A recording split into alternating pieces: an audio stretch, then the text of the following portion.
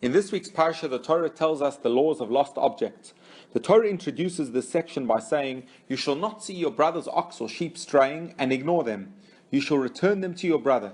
At first glance, the wording used by the Torah is very strange. It sounds like the Torah is telling us, "Lo sireh, don't see them, bi salamto, and ignore them," which would literally mean, you shall not see them, but rather, you shall ignore them.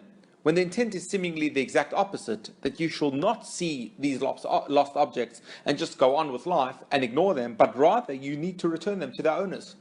The Talmud comments on the strange wording and explains that although the verse clearly means that one must not ignore lost objects that have been found, nevertheless the verse is alluding to very specific situations when one is in fact permitted to ignore them.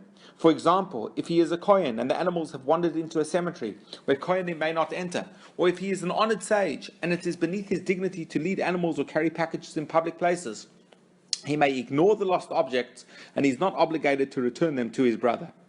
As parents, there are certain behaviors of our kids that cannot go unnoticed and without an immediate response.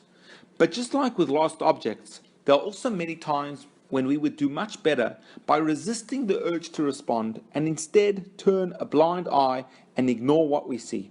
We need to pick our battles. Some things are better left unnoticed, or at least without a comment. When we are constantly picking out our kids for petty misbehaviors or for conduct that is completely age appropriate, we do them a big disservice, as they don't learn how to distinguish between that which is really bad and that which is just a trivial problem.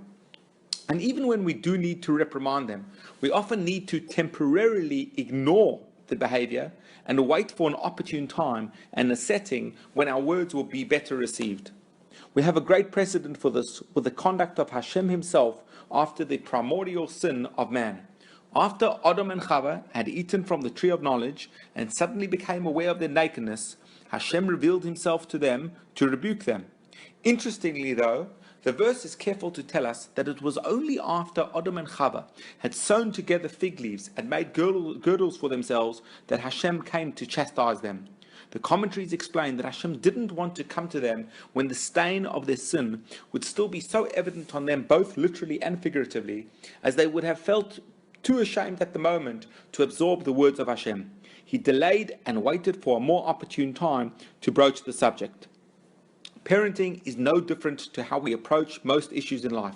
Some need to be dealt with immediately, others should be delayed, and yet others are better to be left alone and completely ignored. Good Shabbos.